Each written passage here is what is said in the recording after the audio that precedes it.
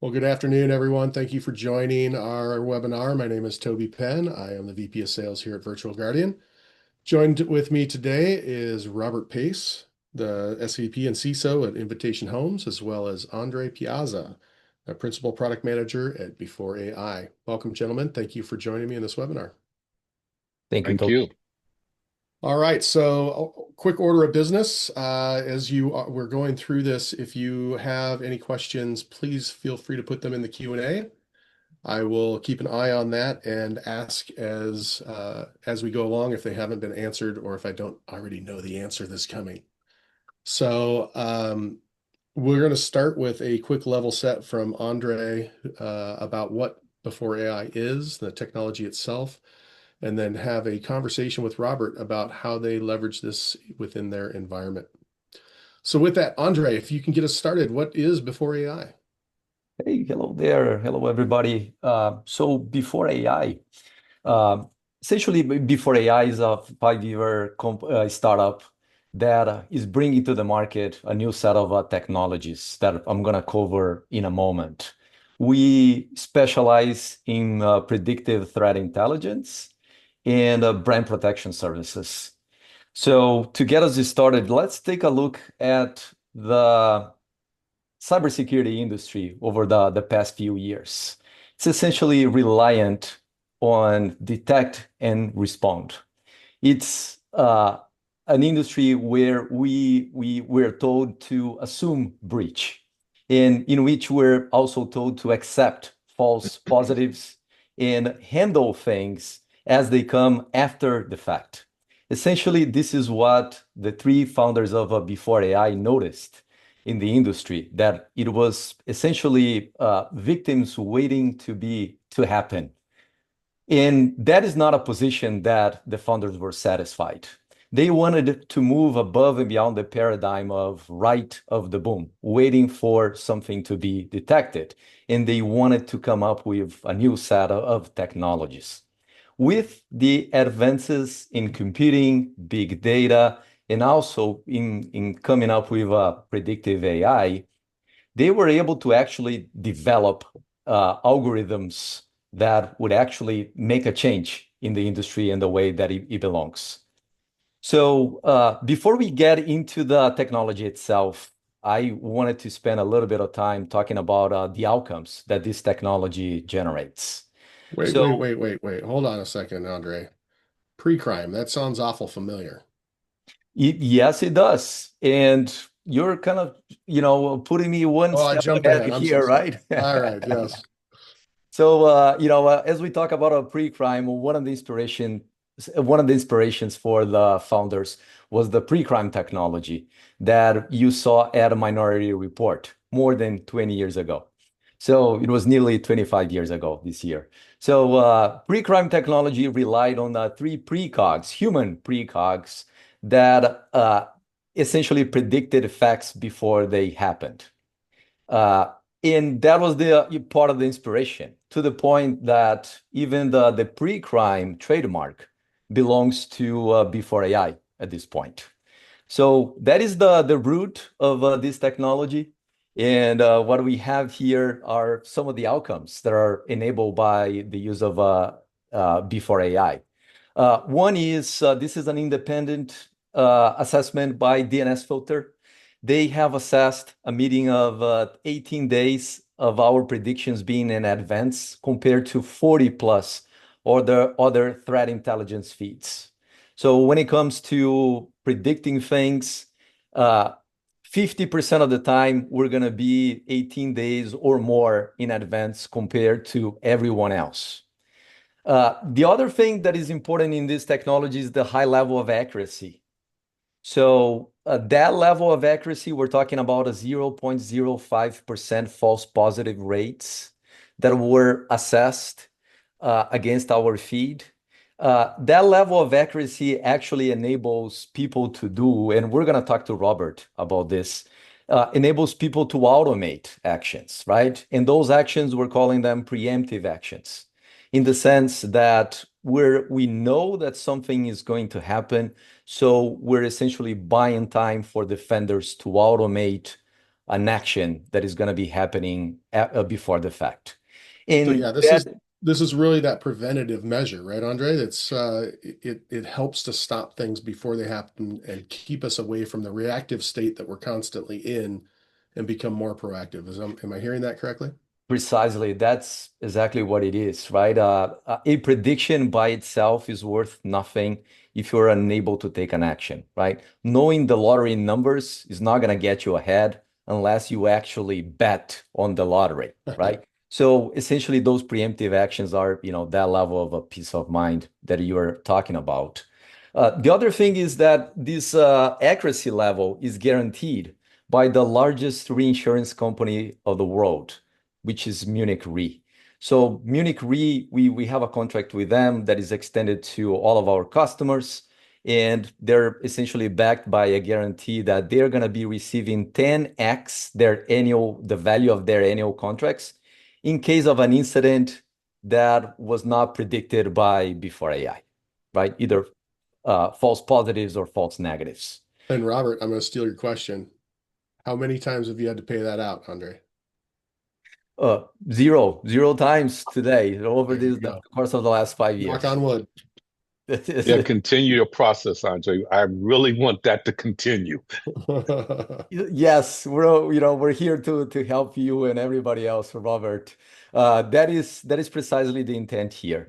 In 80% of the up to 85% of the traffic of the threats that we detect are actually diverted in less than 5 minutes. So we're definitely going to deep dive into disruption in a moment. We're going to talk more about that.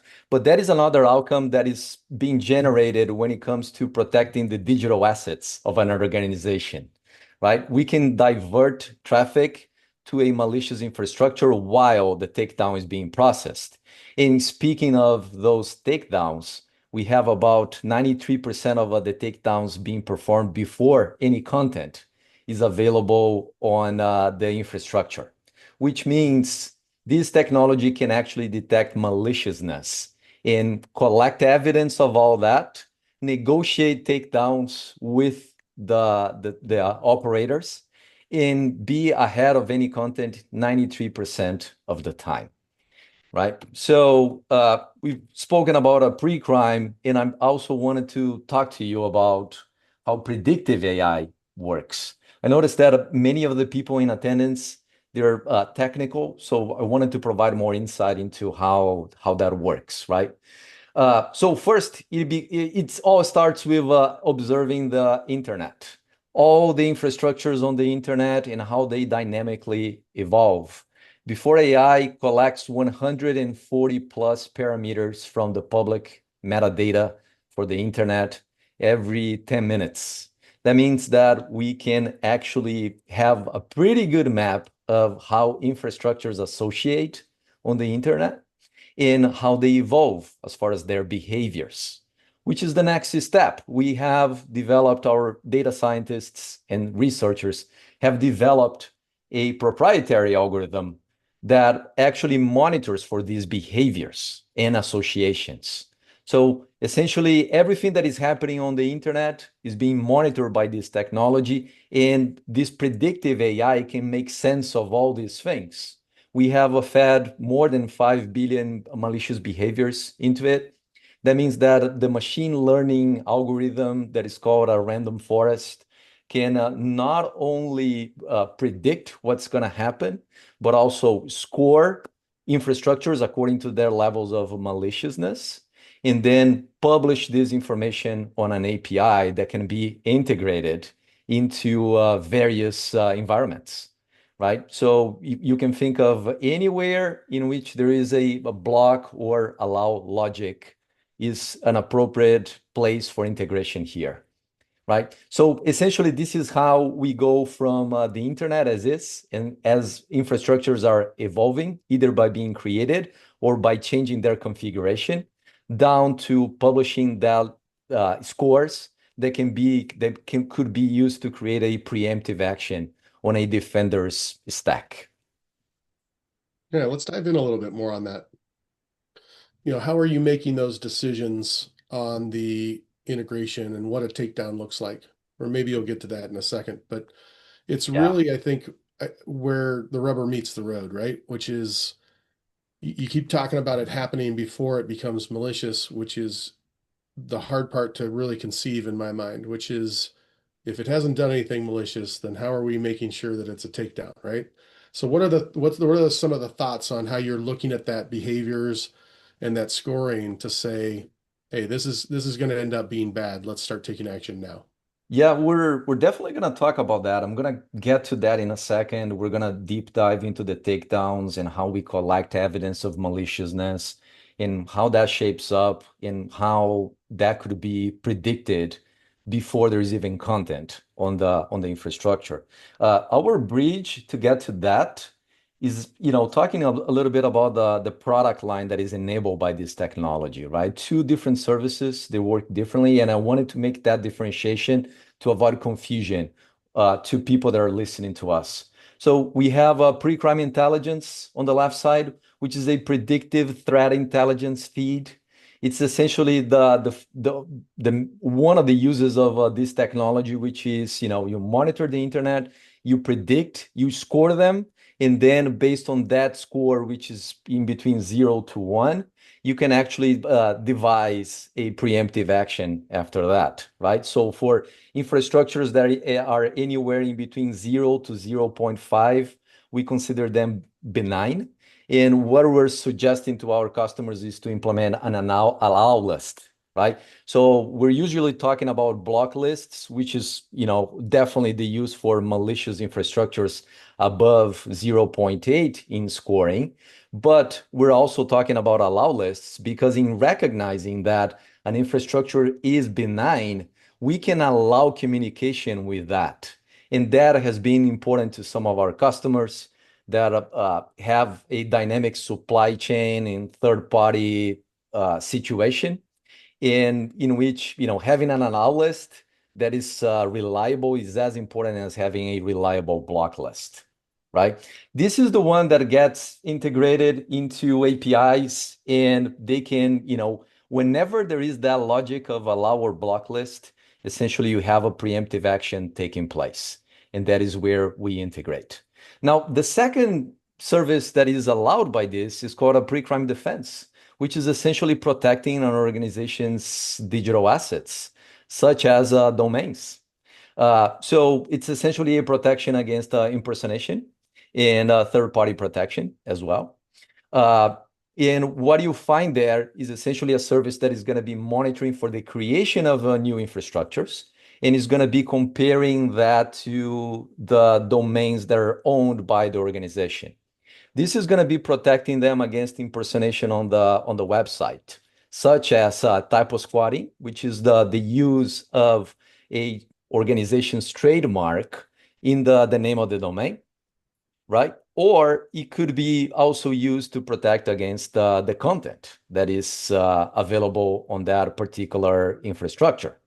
That is the case for example, marketplaces, right? Companies that manufacture products and they have problems with counterfeit products in different marketplaces, right? So that is the type of protection that we develop there against phishing, impersonation, against typo squatting, and similar things. And this is where, and we're gonna talk about, and now I'm gonna properly transition into an answer to your question.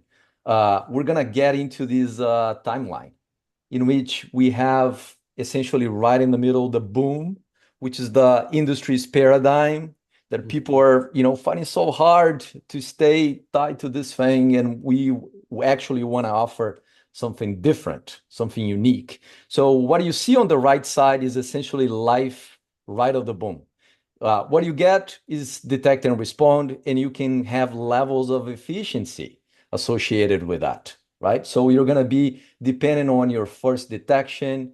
You're going to be only then requesting your traditional takedown that is going to be traditionally lagging because you need now to collect evidence that that is going to be malicious.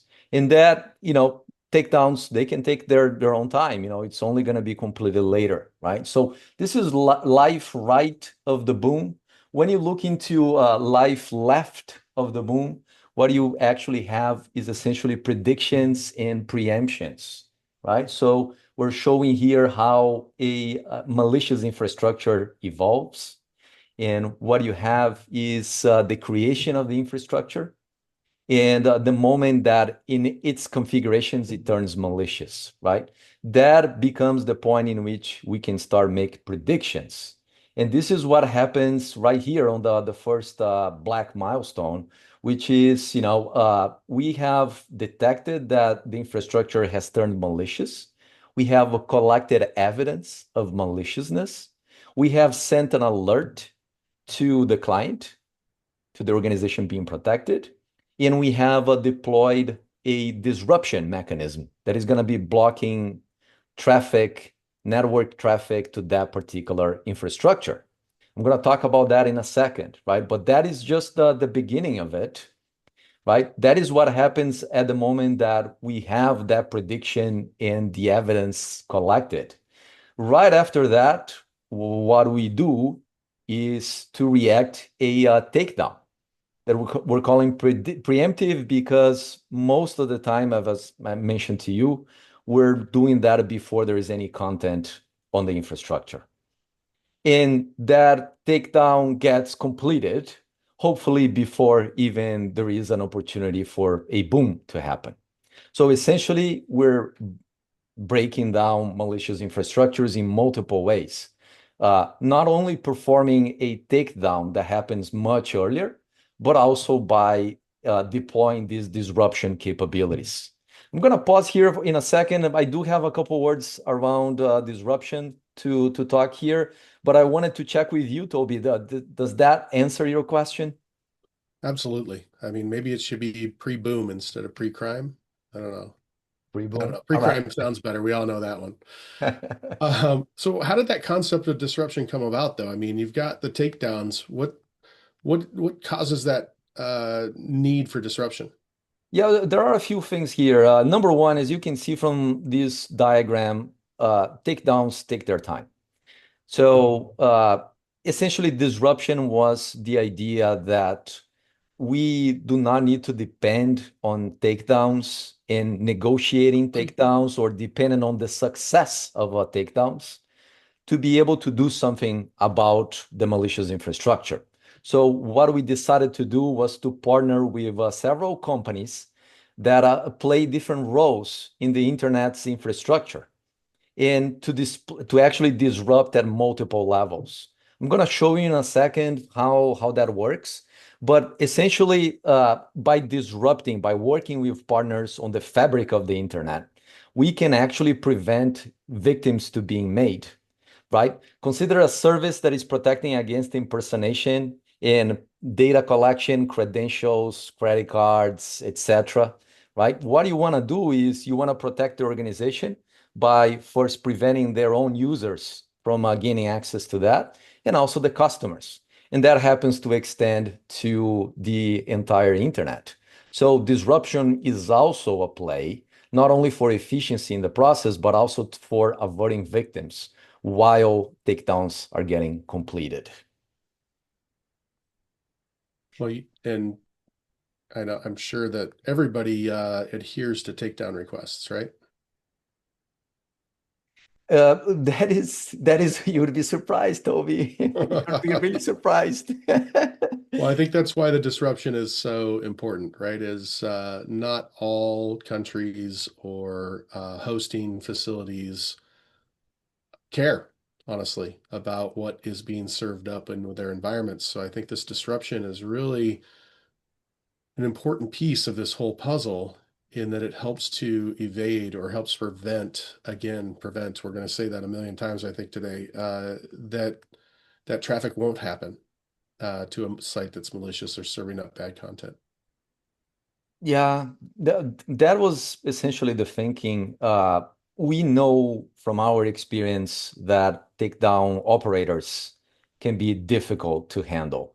And sometimes you're going up against bulletproof hosting that is available in a stranded place, or you're dealing with takedown operators. We not only operate with registrars and registries, but we go above and beyond when we also talk about content operators and displacing content, disrupting content, and all of that.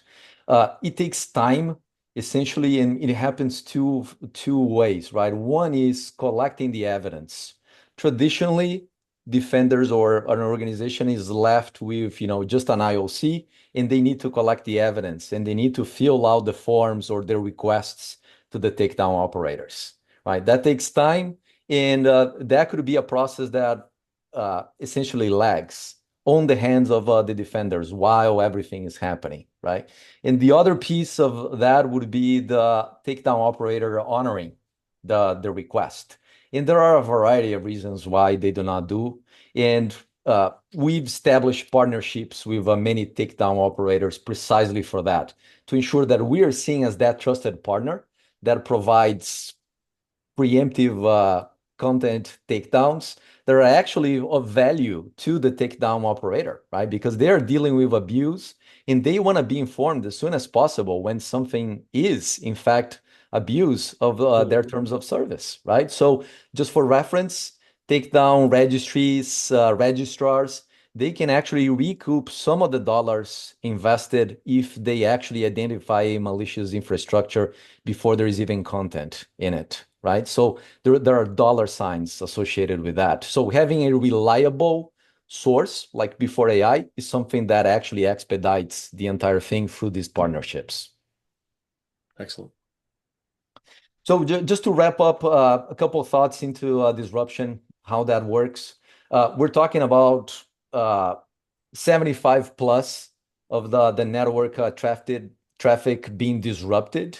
And that is due to our partnerships with Windows Defender and Google Safe Browsing, essentially helping them disrupt things. And that the amount of internet users is up to 85%, right? So we have a large number of people that are going to be benefiting from these disruptions. And I'm gonna show you in a second these partners. And while takedown is being completed, we're essentially generating outcomes for many people and therefore the organization through this, right? I mentioned to you that with the browsers we actually cover a large amount of users, and then we have other partners such as VirusTotal that is powering essentially block lists in so many different services.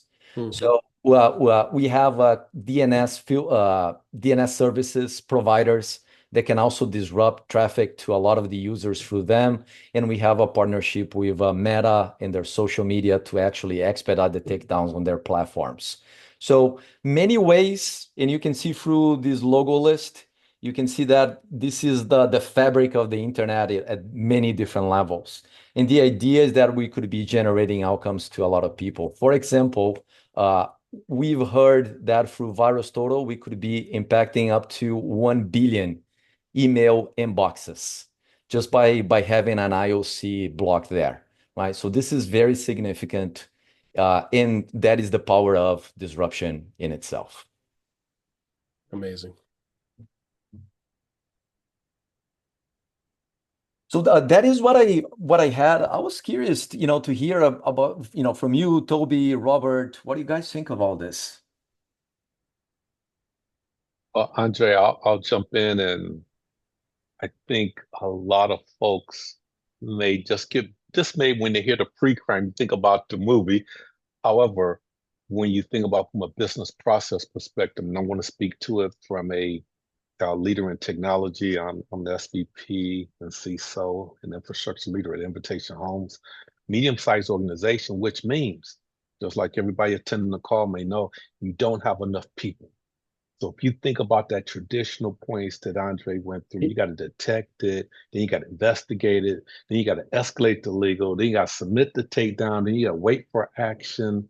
That is long in this day and time. I think you have to be a little bit more nimble and fast. And what I found to be very intriguing with the BforeAI solution is that ability to streamline that process instead of being elongated down to 5 points, getting it down to like 1.5. Now, I will say this, Andre, that for this to really be absorbed and understood fully at the organization, that CISO needs to have a good relationship with their legal department so they know what they've been fighting. They know what's going on. So you're not having a pure technology discussion. You're talking about a process and one that can sustain itself. It's not one that works one time and then it breaks. No, for us, this has been very helpful as a sustained process that I can get clear reporting, that I can feel comfortable with the process. And more so than anything is that when before AI goes out to do the disruption, think about NASCAR for a minute or Formula One racing, whatever you want to say. I'm drafting you. You're the one doing all the work. I'm just hiding behind you. You're sending the message out, and everybody's going to react from that from your platform.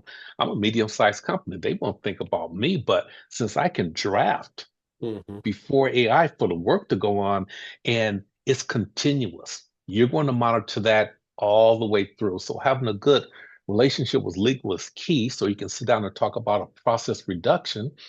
Now the cyber team can get back to doing the things that they need to do on an anomaly base. And guess what? You freed up the legal team also, so they can go on. They got a lot of things on their plate. So that was a winning factor that I thought when you look at it from that business side, and then to recognize how we had to be open with before AI.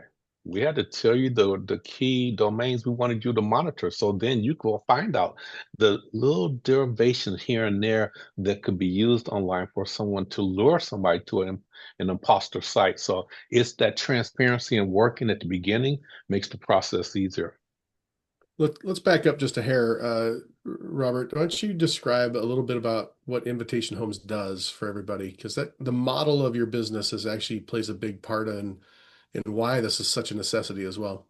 But great. Thank you for that one, Toby. We're in the single family home leasing industry.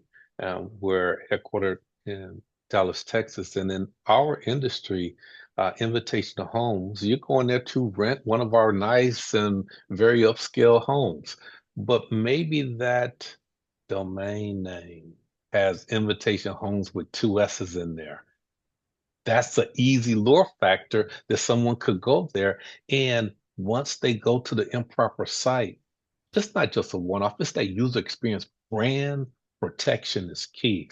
I imagine the CISOs out there, you understand it's one thing to look at the attack surface from a technology perspective, but you got to think about that brand protection. How are you monitoring and protecting your brand? And Toby, we found that to be very key because it is so easy that someone could impersonate one of our good homes and try to pick on Toby, lure Toby over here so he can just do a quick deposit. And before you know it, it's bad press. And it still kind of, goes back to us, but that's what we try to protect at all times. We care about our current residents and we care about those prospects. So we want to make that user experience great, comfortable, and secure.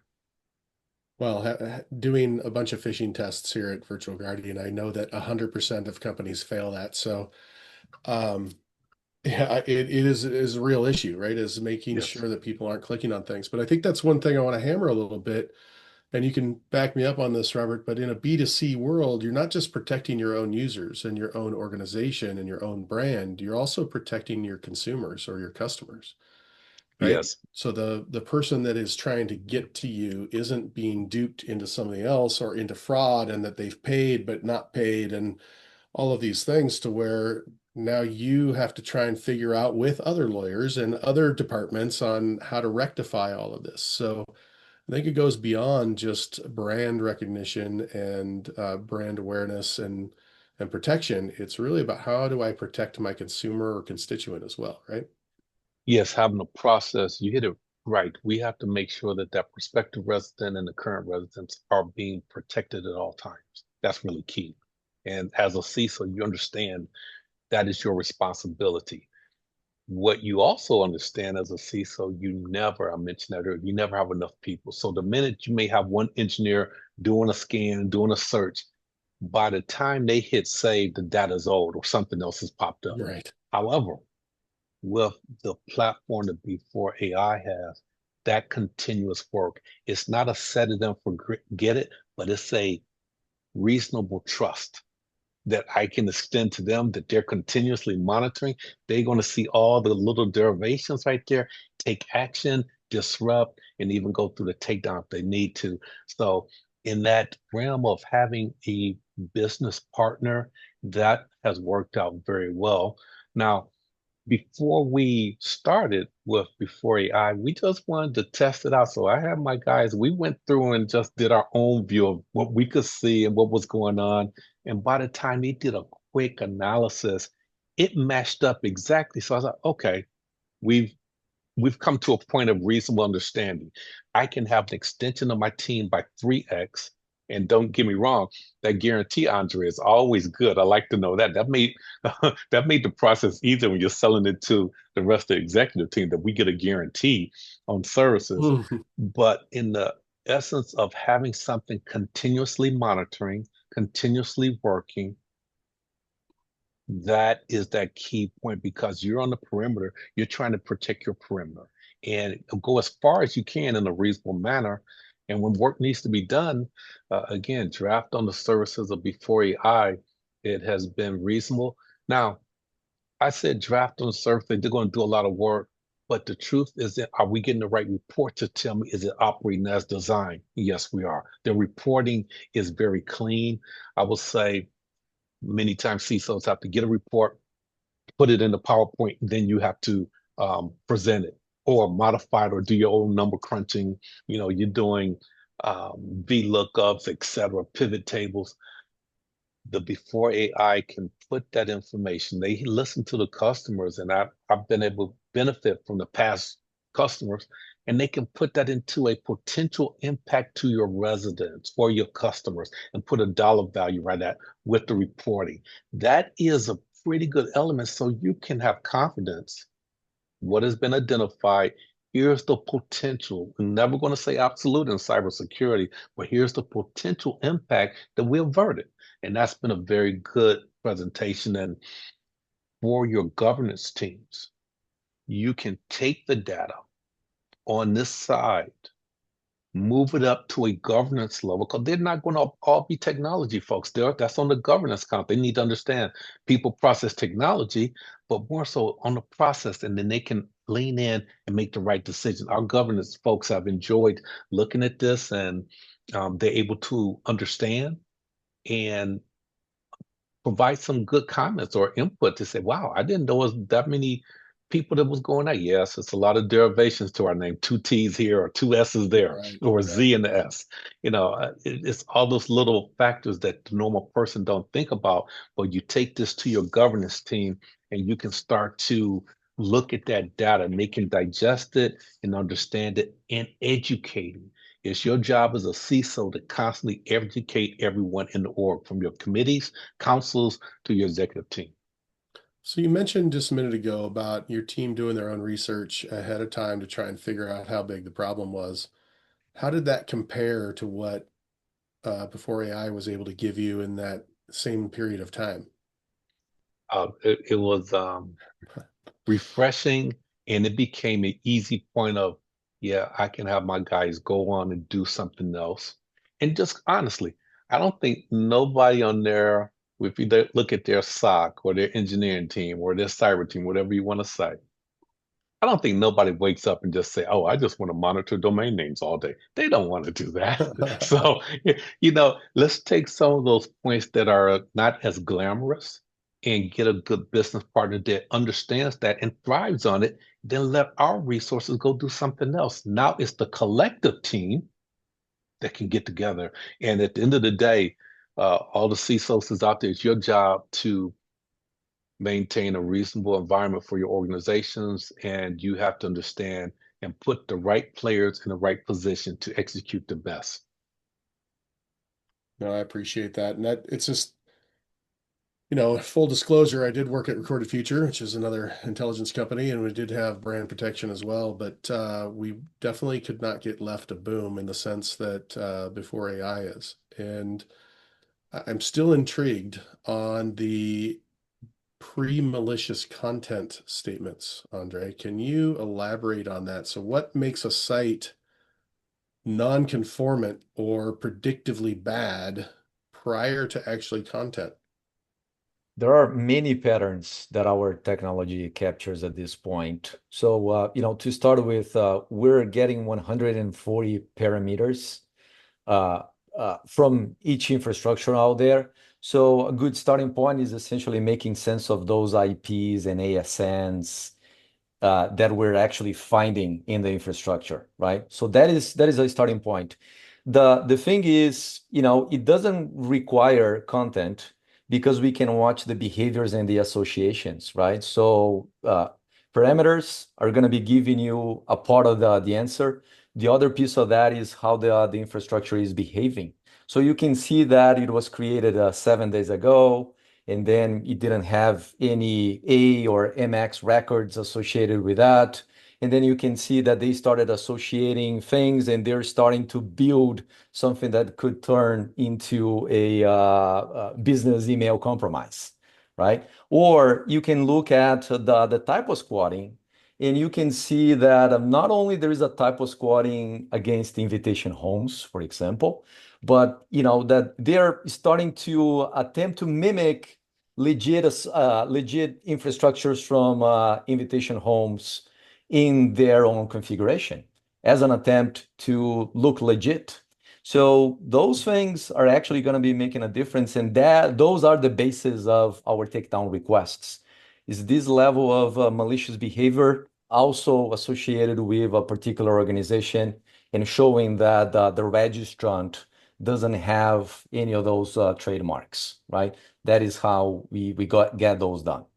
And Andre, one of the items also that I think is good is the continuous monitoring after that. If it reemerges in any way or form, that's not on me anymore. That's on my business partner BforeAI. You're continuously monitoring that and going to take care of that.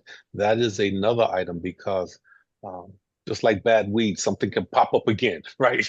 And you have to take care of it and be very clear in your process, especially when you're presenting your information as far as your attack surface area that we're have mitigated X and this is because of that. You don't want your information to, from an integrity perspective, not be good. You being the CISO presenting, you want to have confidence in what you're presenting and know that it's been addressed. And oh, by the way, if there is a point of reoccurrence, that will be addressed also. It's a continuous point. That's what we get with the services. That has been our experience. We see a lot of completed successful takedowns. They just resurge within a certain time frame, and the reason for that is registrars in registries overall, they are interested in actually selling those domains. So the moment that you actually execute a successful takedown at a domain level, what you're going to see is that that name is going to become available within 30 to 60 days. It really depends on how fast they are in this. But, essentially we have threat actors that are ready to re-register the same name and attempt again against the organization. And that is the reason why we offer takedown resurgence coverage. So for up to 60 days after a takedown has been completed, we're going to monitor that particular domain and name and make sure that, you do not get a resurgence. And it happens. It's the kind of behavior that we see out there, and that is also included in our services. Thanks for bringing that up, Robert. Now, another point that I thought was good, because I mentioned having a business partner. And again, I'm speaking from a leader perspective. We have standard and standing meetings with the Before AI team. It's not just, okay, we have them on the stack and we don't talk to them anymore. Every 2 weeks, we're meeting to make sure we're sharing information. That makes overall relationship good because I am only as good as my business partners just providing some of the security services. And I think you have to be transparent. When there's an issue, we're going to put in a ticket. We're going to let them know what we're thinking about with something. They have time to respond. So you have a joint understanding of what we're trying to do to become better. So I would say that to all the CISOs out there, leaders, you need to have a cadence to meet with your vendors and you pull them in and it just works and makes it even an extended staff meeting, if you will. That's what it becomes. Great ad there. So let me see if I can sum this up. What we have here is predictive intelligence that looks for bad sites, domains, activity prior necessarily to even bad content being on there, so that we can be left a boom and prior to it actually detonating within an environment and causing a reactionary with me dealing with the phishing campaign or dealing with the malicious code being clicked on and downloaded. But even though all registrars are not as cooperative in that time period of the takedown, if it is a takedown, or even if it's not a takedown, you have the opportunity to disrupt that traffic so that you are protecting not only your organization and your brand, but your consumers during that process. And it's guaranteed 99.95% accuracy in two different forms, prevention or as a feed. Did I get all that right? I That's think exactly what we're talking about. What do you think, Robert? I think you hit it. I would just ask any of the leaders out there, the CISO, department heads, whatever you want to say. How many times have you had a chance to sit down, present a proposal, and then put a guarantee behind that? I guarantee you're going to get legal's ear I'm ear to surprised perk legal up. doesn't send you candy and flowers every week, Robert. I mean, how much time did you really free up on them? Have you ever It, measured that?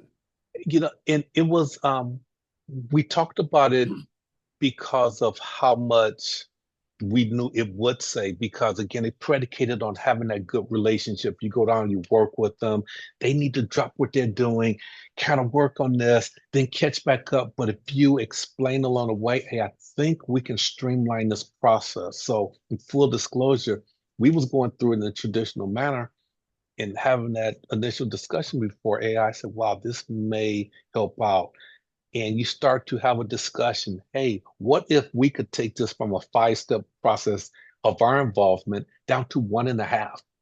Yep, that's You huge. know, that would, and they said, wow, that would be kind of nice. And if it could do 1, 2, 3, and 4. So you got to have that again, have the relationship. Yep. Um, if you don't have a relationship with HR as a CISO and with legal, uh, please develop that, because you have to speak the business language first and be a leader, and then identify the technology that can help you out. Agree, 100%. So just to hammer on some use cases just one more time, it's real easy for me to grasp around anybody that's in a B2C environment where you have users logging into your environment, like financial, like invitation homes, like others. But if you think of even more so probably right now, given all the fake stuff that's out there so prevalent, if you provide information to the public, say you're a .gov or a city or something, right? Making sure that people aren't impersonating you and your city and acting on your behalf or your government or a federal agency or whatever. It behooves you to make sure that your constituents, customers, consumers are all coming and getting the information directly from where they're supposed to, and that you're helping to protect them and prevent them from going places that are not you. So it's all helpful in a multitude of arenas. It's most easy for me to grasp around people that, I go log into a website or it's financially motivated or things of that, but information is capital as well. So even if you do not have that B2C relationship, if people are coming to you for information, this is still very, very, very relevant. Yeah. Um, that point I mentioned on the drafting, I think that's really key, because you're not going to have a lot of resources. You're not going to have a lot of vendors in your technology stack. So you have to pick wisely who's in your technology stack. And another part is, before AI is growing and just understanding where they would like to go, some thoughts, they've been open to talk to us. So I've enjoyed that part also. And I think the engineers on the team enjoy the ability to communicate what they're seeing, or just some comments. It may be on the report. Hey, could you change this around? That has been refreshing, and you want to make sure you can have that.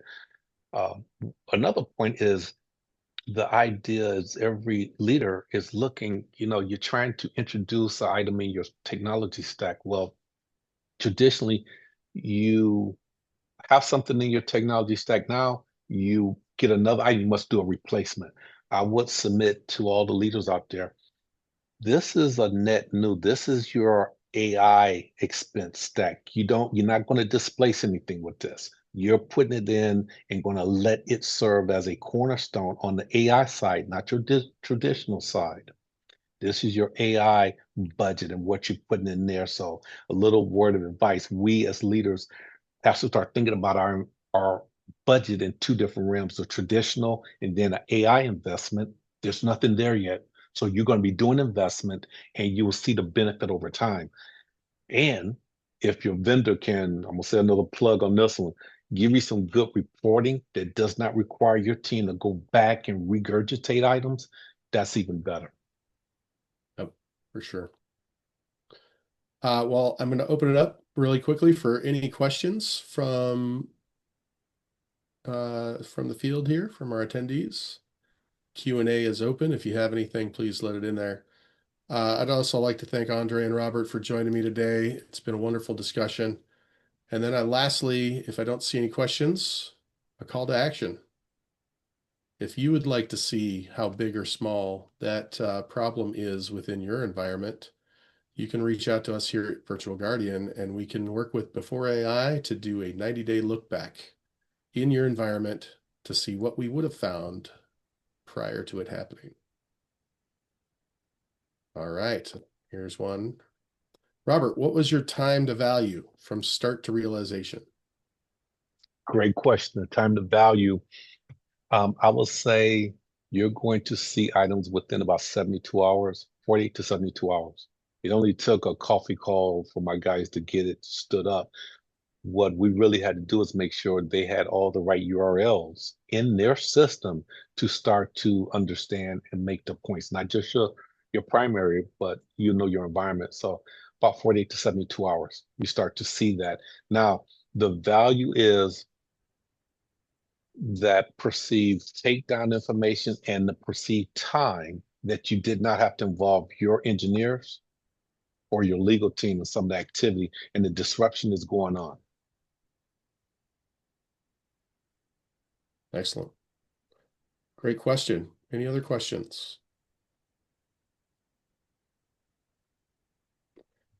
All right. Well, once again, thank you, Robert and Andre. Again, if anybody would like to do a look back in their environment, please feel free to reach out to Virtual Guardian at virtualguardian.com or send an email to me, tpen@virtualguardian.com, and I will route you to the right person. With that, we will go ahead and wrap up. Thank you for joining us, and happy pre-crime.